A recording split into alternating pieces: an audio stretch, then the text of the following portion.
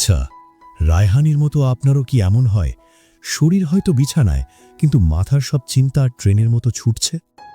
ঠিক এই মানসিক অস্থিরতা নিয়েই রায়হান গিয়েছিল পাহাড়ের এক জ্ঞানী বৃদ্ধের কাছে। কিন্তু সেখানে সে কোনো মন্ত্র পেল না, বরং তার হাতে ধরিয়ে দেওয়া হলো কানায় কানায় ভরা পানির একটা মাটির বাটি। শর্ত একটাই, বাটি নিয়ে পুরো গ্রাম ঘুরতে হবে, কিন্তু এক ফোঁটা পানিও মাটিতে ফেলা যাবে না। সামান্য এক বাটি পানি কিভাবে রায়হানের মাথার সব অতিরিক্ত দুশ্চিন্তা বা ওভারথিংকিং নিমিষেই গায়েব করে দিল, সেটা জানতে হলেই গল্পটা শেষ পর্যন্ত আপনাকে শুনতেই হবে। স্বাগত জানাচ্ছি এএস মোটিভেশন 08 চ্যানেলে। আজকের এই মোটিভেশনাল গল্পটি হয়তো আপনার জীবনের সবচেয়ে বড় সমস্যার সমাধান হতে পারে। তাই অনুরোধ থাকবে, হেডফোনটা কানে দিয়ে পৃথিবীর সব কোলাহল থেকে নিজেকে আলাদা করে গল্পটা অনুভব করুন। রায়হান 24-25 বছরের এক যুবক। বয়সে তরুণ হলেও তার মনের ভেতরটা ছিল এক ঝড়ের সমুদ্র। সে কিছুতেই মন শান্ত রাখতে পারত না। সারা দিন তার মাথায় হাজারো নেগেটিভ চিন্তা ঘুরপাক খেত। কখনো অতীতের ভুলগুলো তাকে কষ্ট দিত, আবার কখনো ভবিষ্যতের অজানা ভয় বা ডিপ্রেশন তাকে কুড়ে কুড়ে খেত। সে খেতে বসলে চিন্তায় খাবারের স্বাদ পেত না, ঘুমাতে গেলে মানসিক চাপে তার চোখের পাতা এক হতো না। মনে হতো তার মাথার ভেতর কেউ অনবরত হাতুড়ি পেটাচ্ছে। রায়হান বুঝতে পারছিল, এভাবে চলতে থাকলে সে হয়তো পাগল হয়ে যাবে। সে শুধু একটু মানসিক শান্তি চাইত, একটু বিশ্রাম। একদিন সে শুনল, দূরের এক পাহাড়ের গ্রামে এক বৃদ্ধ বাস করেন। লোকে বলে উনি নাকি মানুষের মনের সব কষ্ট দূর করতে পারেন। এককালে উনি শহরের নামকরা মনোবিজ্ঞানী ছিলেন, এখন সব ছেড়ে প্রকৃতির মাঝে থাকেন। রায়হান ভাবল, এটাই শেষ চেষ্টা। সে তার ব্যাগ গুছিয়ে বেরিয়ে পড়ল। দীর্ঘ এবং ক্লান্তিকর যাত্রার পর রায়হান সেই পাহাড়ের গ্রামে পৌঁছল। গ্রামের শেষ প্রান্তে গাছপালা দিয়ে ঘেরা ছোট্ট একটা কুঁড়ে ঘর। বারান্দায় বসে আছেন এক বৃদ্ধ, তার চোখে মুখে অদ্ভুত এক প্রশান্তি। রায়হান ধীর পায়ে তার কাছে গেল, খুব করুণ স্বরে বলল, দাদু, আমি বড় বিপদে আছি। আমার মনটা কিছুতেই শান্ত হয় না, সারাক্ষণ আজে বাজে চিন্তা আমাকে ঘিরে রাখে। আমি কিচ্ছু চাই না, শুধু একটু মনের শান্তি চাই। আপনি কি আমাকে সাহায্য করবেন? বৃদ্ধ চোখ মেলে তাকালেন। রায়হানের মানসিক অস্থিরতা দেখে তিনি মুচকি হাসলেন। শান্ত গলায় বললেন, তুমি শান্তি খুঁজছ? ঠিক আছে, তবে তার আগে তোমাকে আমার একটা ছোট্ট কাজ করে দিতে হবে। রায়হান ভাবল হয়তো কঠিন কোনো ধ্যান বা মেডিটেশনের কথা বলবেন, কিন্তু বৃদ্ধ তা করলেন না। তিনি ভেতর থেকে একটা মাটির বাটি নিয়ে এলেন, তারপর জগ থেকে পানি ঢেলে বাটিটা একদম কানায় কানায় পূর্ণ করে দিলেন। এতটাই পূর্ণ যে একটু নড়লেই পানি উপচে পড়বে। তিনি বাটিটা রায়হানের হাতে দিয়ে বললেন, এই নাও, তোমাকে এই বাটিটা হাতে নিয়ে গ্রামের শেষ সীমানা পর্যন্ত হেঁটে গিয়ে আবার আমার কাছে ফিরে আসতে হবে। কিন্তু মনে রেখো, শর্ত একটাই, এই বাটি থেকে এক ফোঁটা পানিও যেন মাটিতে না পড়ে।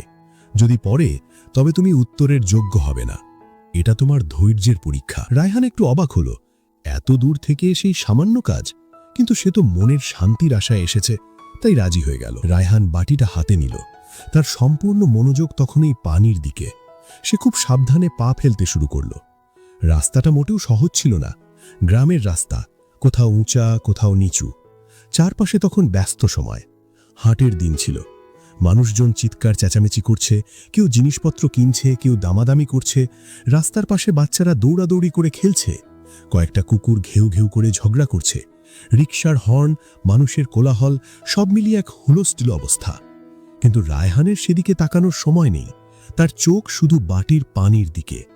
তার কপালে বিন্দু বিন্দু ঘাম জমে গেছে, হাত সামান্য কাঁপছে, কিন্তু সে নিজের মনকে নিয়ন্ত্রণ করে নিজেকে সামলে নিচ্ছে। তার পুরো অস্তিত্ব যেন এই বাটির পানির সাথে মিশে গেছে। সে এক পা দু পা করে গ্রামের শেষ মাথায় গেল, আবার খুব সাবধানে নিঃশ্বাস বন্ধ করে বৃদ্ধের কুঁড়ে ঘরের দিকে ফিরে এলো। যখন সে ফিরে এলো, তখন সন্ধ্যা নামছে।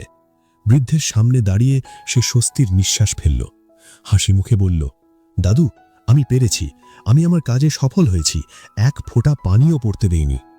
বৃদ্ধ আবারও সেই মায়াবী হাসিটা দিলেন। তিনি বললেন, খুব ভালো, কিন্তু আমাকে একটা কথার উত্তর দাও তো। তুমি যখন রাস্তা দিয়ে হাঁটছিলে, তুমি কি দেখেছ রাস্তার পাশে বাচ্চারা কেমন সুন্দর করে খেলছিল? রায়হান বলল, না তো দাদু, আমি খেয়াল করিনি। বৃদ্ধ আবার জিজ্ঞেস করলেন, আচ্ছা, তুমি কি শুনেছ বাজারের মানুষগুলো কি নিয়ে ঝগড়া করছিল বা কুকুরগুলো কেন ডাকছিল? রায়হান অবাক হয়ে বলল, না দাদু, আমার তো ওসব শোনার বা দেখার সময় ছিল না। আমার সম্পূর্ণ ফোকাস ওই পানির দিকে। আমি তো ভয়ে ছিলাম তাকালেই পানি পড়ে যাবে। বৃদ্ধ তখন তার কাঁধে হাত রাখলেন, খুব গভীর গলায় বললেন, এটাই তোমার উত্তর রায়হান, এটাই জীবনের আসল রহস্য। রায়হান ফ্যাল ফ্যাল করে তাকিয়ে রইল। বৃদ্ধ বুঝিয়ে বললেন, দেখো, যখন তোমার পুরো মনোযোগ ওই বাটির পানির দিকে ছিল, তখন তোমার চারপাশে কোলাহল ছিল, সমস্যা ছিল, বিশৃঙ্খলা ছিল, কিন্তু তুমি তার কিছুই টের পাওনি। তোমার মনে তখন অতীত নিয়ে কোনো দুঃখ ছিল না, ভবিষ্যৎ নিয়ে কোনো ভয় বা মানসিক চাপ ছিল না। তুমি ছিলে পুরোপুরি বর্তমান মুহূর্তে। তোমার এই অস্থির মনের কারণ হলো তুমি এখানে আছো, কিন্তু তোমার মন পড়ে আছে অতীতে বা ভবিষ্যতে। ঠিক যেভাবে তুমি গ্লাসের পানিতে ফোকাস করে বাইরের সব কোলাহল ভুলে গিয়েছিলে, জীবনটাকেও সেভাবে দেখতে শেখো। যখন যে কাজটা করছো শুধু সেটাতেই ডুবে থাকো, দেখবে মনের ভেতর আর কোনো অতিরিক্ত দুশ্চিন্তা জায়গা নেবে না। শান্তি বাইরে খুঁজতে হয় না দাদু ভাই, প্রকৃত সুখ থাকে মনোযোগে, শান্তি থাকে বর্তমানে। বন্ধুরা, আমাদের জীবনটাও ওই রায়হানের বাটি হাতে হাঁটার মতোই। আমরা যদি আমাদের বর্তমান কাজ, আমাদের পরিবার আর এই মুহূর্তটার উপর কানায় কানায় মনোযোগ দিতে পারি, তাহলে হতাশা বা দুশ্চিন্তা নামের কোনো পানি আমাদের জীবন থেকে ঝরে পড়বে না।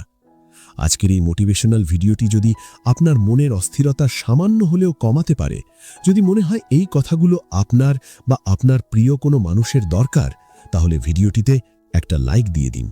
আর হ্যাঁ, আমাদের এএস মোটিভেশন 08 চ্যানেলের এই ছোট্ট পরিবারে যুক্ত হতে চাইলে সাবস্ক্রাইব করে বেল আইকনটি বাজিয়ে দিতে ভুলবেন না, কারণ আমরা বিশ্বাস করি আপনার মানসিক শান্তি আপনার সবচেয়ে বড় শক্তি। ভালো থাকুন, বর্তমানে বাঁচুন। দেখা হবে পরের ভিডিওতে নতুন কোনো গল্পের সাথে। আল্লাহ হাফেজ।